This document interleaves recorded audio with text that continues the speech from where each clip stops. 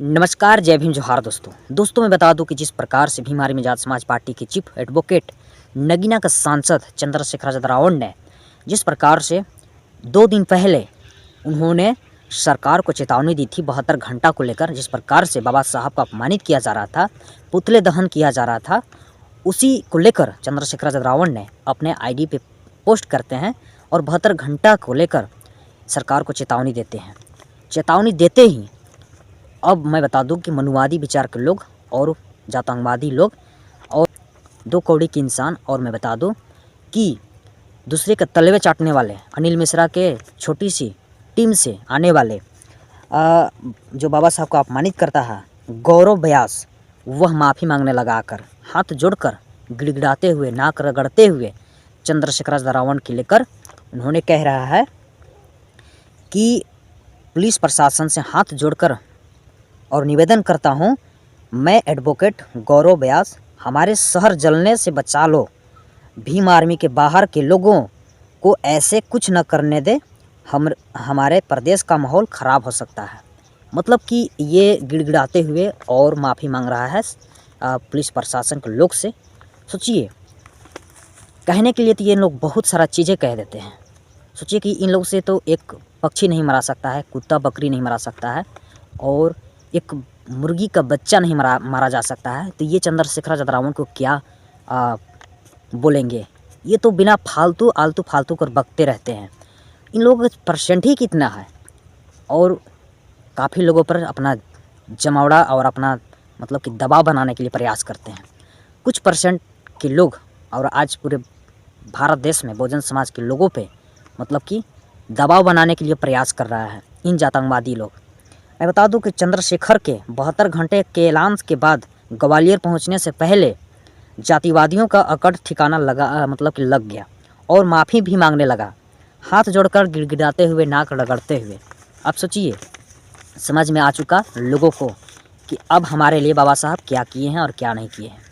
सुधरता है लेकिन थोड़ी सी देर लगती है। सोचिए कि बाबा साहब का अपमानित करना कोई छोटी मोटी बात नहीं है, और ये छोटी से संदेश नहीं है। पूरे बहुजन समाज के लोग आज सोचिए कि आक्रोश में आ चुके हैं, और चंद्रशेखर आजाद रावण कह रहे हैं कि मैं पीछे हटने वाला नहीं हूँ, देखता हूँ कि मुझे कौन रोकता है। और इन जातिवादी और इन मनुवादी के लोग चंद्रशेखर आजाद रावण को रोकने के प्रयास कर रहे हैं, जो कि वो संवैधानिक रूप से कार्य करते हैं, और ऐसे संवैधानिक रूप से कार्य करने वाले को आज रोकने का प्रयास किया जा रहा है। सोचिए कि बाबा साहब भीमराव अम्बेडकर को अपमानित भी करना और दूसरा बार माफ़ी भी मांगना, सोचिए कि इन लोग ट्रेंड बना चुके हैं। तो ऐसे में कोई सुनता नहीं है और नहीं सुनेगा अब के ज़माना में। पहले जो हुआ, लेकिन तुम चाहते हो कि बाबा साहब को अपमानित कर दूं और अपमानित कर माफ़ी मांग लूं, ये बिल्कुल नहीं होने जा रहा है। अब समझ में आ चुकी है कि हम लोगों की साथ में कोई आने वाला नहीं है और साथ नहीं देने वाली है। आज काफ़ी एडवोकेट इन जैसे मनुवादी के खिलाफ सड़क पर उतर कर और नारेबाजी कर रहे हैं। कहीं देख रहा हूँ ग्वालियर के एसपी कार्यालय के सामने बैठकर बहुजन समाज के लोग मांग कर रहे हैं कि इन जैसे मनुवादी और जातंगवादी के ऊपर NS-1 की धारा लगाया जाए और इनके दोषद्रोही घोषित किया जाए। इधर देख रहे हैं कि जैसे ही इन लोग वीडियो जारी करता है चंद्रशेखर आजाद के खिलाफ कि आओ तुम्हें स्वागत करता हूँ, लेकिन देखिए कहता है कि मैं लाठी में तेल लगा कर रखा हूँ तुम्हें स्वागत करने के लिए। तुम ग्वालियर आओगे, पैर जैसे ही रखोगे वैसे ही तुम्हें अच्छा से स्वागत किया जाएगा। लेकिन हरदोई कार्यक्रम के बाद माफ़ी मांगना लोग चालू कर चुके हैं, मनुवादी और जातंगवाद के लोग। तो अब इन लोगों की चर्चा नहीं चलने वाली है। जितने भी एड़ी से लेकर चोटी तक पावर लगा ले, ताकत लगा ले, लेकिन चंद्रशेखर आजाद रावण को रोकने वाला बिल्कुल अब इस दुनिया में, इस धरती में और इस देश में नहीं है। क्योंकि अब सारे बहुजन समाज के लोग, सभी वर्ग के लोग चंद्रशेखर आजाद रावण के साथ हैं और इनके सपोर्ट में हैं। एक ऐलान अगर ये कर दें तो कहीं न कहीं पूरे भारत देश जाम हो जाएगा। आप इतने याद रख लेना मनुवादियों और जातिवादियों कि अब चंद्रशेखर आजाद रावण कमज़ोर नहीं है। जितना भी तुम लोग ताकत लगा लो और जो भी बकना हो तुम लोग बक दो, चंद्रशेखर के खिलाफ बाबा साहब को अपमानित कर दो।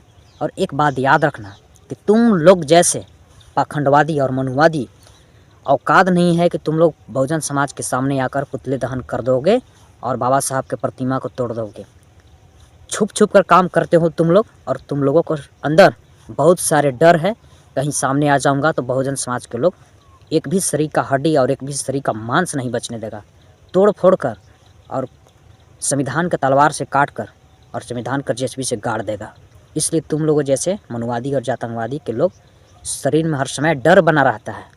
इसलिए पहले गाली देते हो और आपत्तिजनक टिप्पणी करते हो और फिर माफ़ी मांगने का प्रयास करते हो। तो अब बहुजन समाज के लोग और बहुजन समाज में जो भी राजनीतिक पार्टी के लोग हैं, उन जैसे लोग अब बिल्कुल बर्दाश्त नहीं करेंगे और सहने नहीं जा रहे हैं। और बहुजन समाज के जो भी महापुरुष हैं, उन जैसे महापुरुषों पर अपमानित अब बिल्कुल नहीं सहेंगे बहुजन समाज के लोग। जय भीम, जोहार, नमस्कार। आप लोग हमारे कमेंट बॉक्स में ज़रूर अपना प्रतिक्रिया दीजिएगा और नए हैं तो चैनल को ज़रूर सब्सक्राइब कर लें। और इन जैसे मनुवादी और जातंकवादी के लोगों के लिए आप लोग एक कमेंट ज़रूर करें। जोहार।